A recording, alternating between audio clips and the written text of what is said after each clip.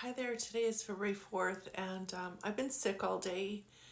And if it looks like I'm crying, it's because I am.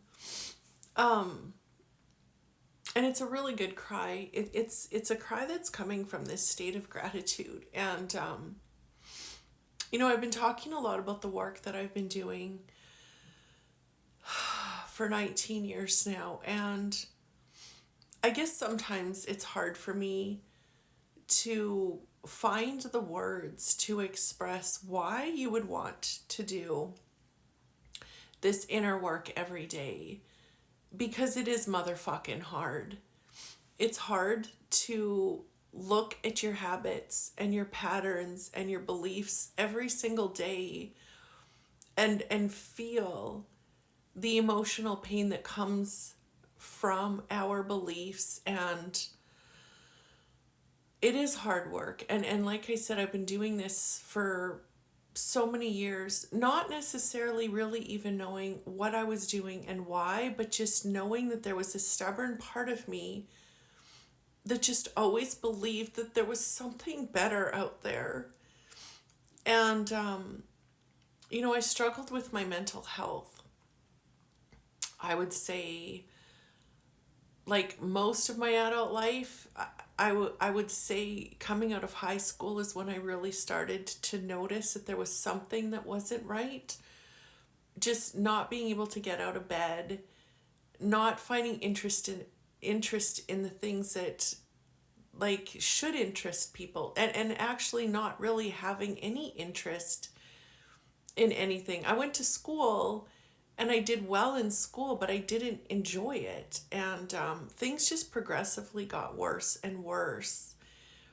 And it was my best kept secret. It was my best kept secret because at that time nobody knew what depression was. And when I did tell people, what I got was snap out of it. Like, you need to snap out of this. And, even my closest friends, I would express like, yeah, I'm not feeling good and I don't know what's wrong. Like, I can't stop crying. And, the reaction I would get is, I don't have time for this right now. And it kind of felt like I was in this what's it called? Pinball game where I was just batted back and forth and nobody wanted to deal with my problems. And so that went on for years. Nobody knew. Like, nobody knew what was going on in my mind and in my life because I didn't tell them. I was actually really fortunate because I was self employed. Right when I was out of school, I started my own computer consulting business. And it might have been a couple years after I was done school.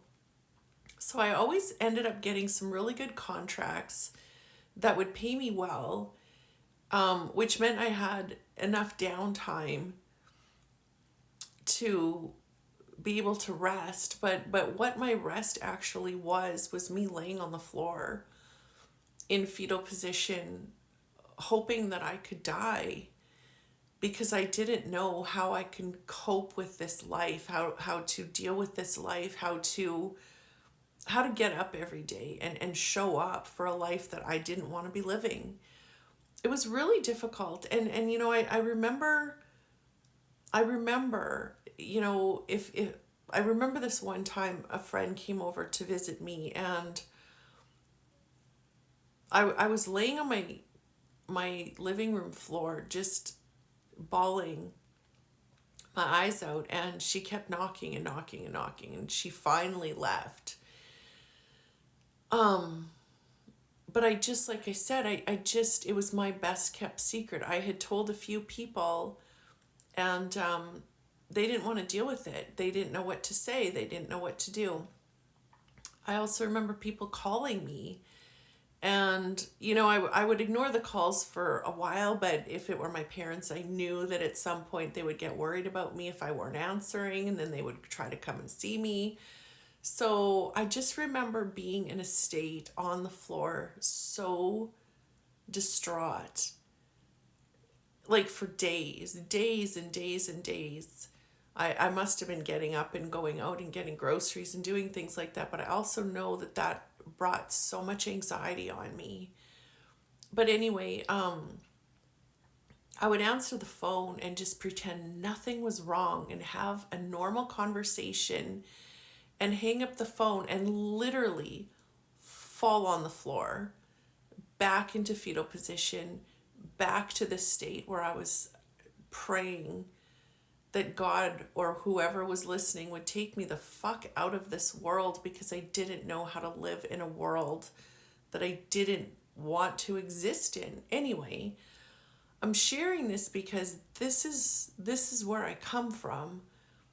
And this went on for years, like many years. Even after having my kids, I remember having some really severe postpartum depression. So it's like it just kept getting worse. And I had found this a healing system that I started to be a part of in 2007. And so I did find times where I would get some relief, and I wouldn't be on medication. And I don't know, it just felt like an uphill battle. It felt like an uphill battle. And it's like I was pushing a boulder up the hill all the time through my life. So for me to sit here and talk about how grateful I am, not just to be alive, but for every breath that I take. I woke up this morning and I went downstairs to see my son. And every step I took down the stairs, I said, thank you.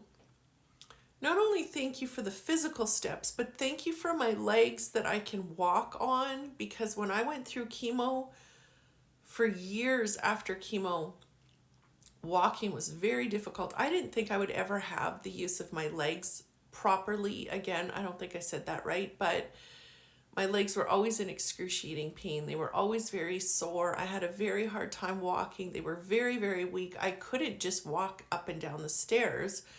I had to pull myself up and down the stairs with the handrail. And even with that, I didn't know if I could make a full flight of stairs up or down. So this morning when I was walking down the stairs to see my son, I was legit grateful for every step I took.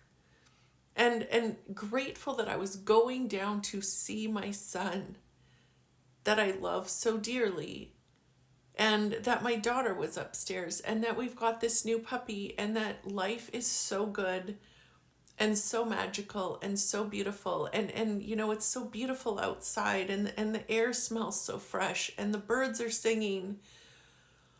I'm so grateful. I don't remember the last time. Oh, I actually do know. The last time that I was diagnosed with severe depression and severe anxiety was actually at the end of 2018, after my first cancer journey. And it was then, I kind of forgot about this, but it was actually then that I made the decision that I was going to do whatever it took to finally heal. I didn't know if I could heal, but I told myself I was going to do whatever the fuck I had to do, and work as hard as I possibly could to heal. And that is when I rented a tiny cabin in the middle of the woods. And then 2 days later, my house sold, which was a total miracle, which meant I had equity to live off of, which meant every single day my full-time job was getting up, feeling my emotions, questioning my thoughts, connecting to a higher power, which changed all the time. I never knew what it really was. I still don't, and I'm not trying to know what it is. I'm allowing it to evolve every day that I connect to it. I laid in the snow. I pounded sticks on trees. I screamed and I cried. And I don't know how many months it was. I actually should sit down one day and figure this out. It was about a year or so. Anyway, it was over a year. But the point of the story is I eventually healed, and I continue to do the healing work every single day. And now I am in the state of total gratitude. And that is what I'm here to share every day with you.